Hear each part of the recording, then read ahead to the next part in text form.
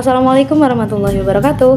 Hai, perkenalkan nama saya Febrianka Putri. Saya mahasiswa dari Prodi Pendidikan Guru Madrasah Ibtidaiyah Institut Al-Ma'rifah Kanan dengan NPM 2341148. Di video kali ini kita akan bersama-sama membahas tentang 3 metode pembelajaran yang inovatif yang bisa digunakan dalam pembelajaran.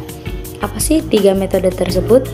Jadi metode yang pertama itu ada namanya PBL atau Problem Based Learning, yang kedua ada CL atau Contextual Learning, dan yang ketiga ada PGBL atau Project Based Learning.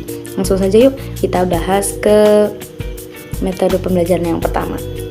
Yang pertama itu ada apa tadi? Yes, Problem Based Learning. Apa sih Problem Based Learning itu? Jadi Problem Based Learning ini adalah metode pembelajaran yang berfokus pada penyelesaian masalah yang nyata sebagai cara untuk belajar. Di dalam PBL ini, siswa diberikan masalah yang relevan dan kompleks yang harus mereka selesaikan melalui analisis, investigasi, serta penerapan pengetahuan yang telah mereka pelajari. Jadi itu definisi dari PBL. Selanjutnya adalah langkah-langkah penerapan PBL itu bagaimana? Langkah-langkahnya di sini ada 7 langkah. Langkah yang pertama adalah identifikasi masalah, yang kedua adalah pembuatan kelompok, yang ketiga ada analisis masalah, yang keempat pengumpulan informasi, yang kelima pemecahan masalah, yang keenam presentasi solusi, dan yang terakhir adalah refleksi. Selanjutnya kita masuk ke metode penerapan PBL. Metode penerapannya itu bagaimana? Metode penerapannya yang pertama menggunakan studi kasus yang berhubungan dengan dunia nyata. Yang kedua mengedepankan diskusi kelompok dan kolaborasi antar siswa. Dan yang terakhir adanya penekanan pada pengembangan keterampilan berpikir kritis dan pemecahan masalah.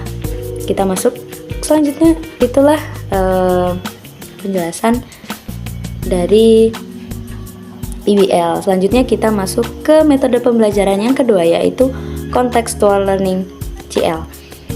Definisi Contextual Learning itu apa sih? Jadi Contextual Learning ini adalah pendekatan yang menghubungkan pembelajaran dengan konteks kehidupan sehari-harinya siswa, membuat materi pelajaran yang lebih relevan dan bermakna. Pendekatan ini atau metode ini mendorong siswa untuk melihat hubungan antara apa yang mereka pelajari di sekolah dan apa yang mereka hadapi di dunia nyatanya mereka.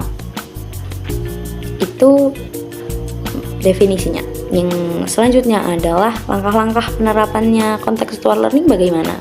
Langkah-langkah penerapan contextual learning ini, yang pertama mengenali konteks siswa, dan yang kedua mengaitkan materi dengan kehidupan nyata, yang ketiga pembelajaran kontekstual, yang keempat kolaborasi serta diskusi, yang kelima adanya refleksi. Jadi itu ya langkah-langkah di contextual learning ini. Selanjutnya, bagaimana metode penerapannya? Metode penerapan contextual learning ini yang pertama menggunakan studi kasus yang relevan dengan pengalaman siswa. Yang kedua menyediakan tugas atau proyek yang berhubungan langsung dengan kehidupan nyatanya siswa. Yang ketiga yaitu menerapkan pembelajaran berbasis pengalaman seperti simulasi atau kunjungan ke industri lapangan. Itu penjelasan mengenai contextual learning. Selanjutnya kita masuk ke metode pembelajaran yang ketiga, yaitu PGBL atau Project Based Learning. Apa sih Project Based Learning? Project Based Learning ini adalah pendekatan yang melibatkan siswa dalam proyek jangka panjang untuk memecahkan masalah atau menghasilkan sebuah produk. Jadi pembelajaran ini berfokus pada pengembangan keterampilan yang praktis melalui pengerjaan proyek yang memungkinkan siswa belajar dengan cara yang lebih kontekstual dan terhubung dengan dunia nyata. Selanjutnya, langkah-langkah penerapan PGBL ini bagaimana? Langkah-langkah penerapannya yang pertama adalah penentuan proyeknya. Yang kedua adalah perencanaan proyek. Yang ketiga, penelitian dan pengumpulan data. Dan yang keempat, pelaksanaan proyek. Yang kelima, penyusunan laporan dan presentasi. Yang keenam, evaluasi dan refleksi. Selanjutnya ini setelah langkah-langkah, terus bagaimana metode penerapannya? Metode penerapannya adalah yang pertama, menggunakan pendekatan berbasis masalah dan tantangan di dunia nyata. Yang kedua, memfasilitasi kerja kelompok untuk mendorong keterampilan kolaborasi siswa. Yang ketiga, itu melibatkan siswa dalam pembuatan produk akhir, misalnya makalah, presentasi, video, atau berupa produk fisik. Yang terakhir, itu ada penekanan pada proses belajar yang berkelanjutan dan evaluasi hasil kerja. Dari ketiga metode yang telah saya paparkan tadi, PBL, CL, dan PJBL, sebenarnya ketiga metode pembelajaran ini memiliki pendekatan yang berbasis pada pengalaman siswa ya.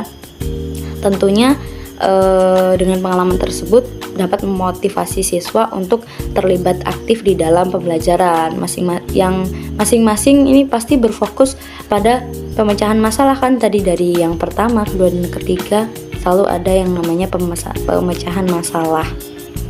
Jadi pengaplikasian nyata dari materi, pengembangan keterampilan ini penting sekali ya untuk kolaborasi di dalam sebuah metode pembelajaran. Baik, mungkin itu saja yang bisa saya sampaikan.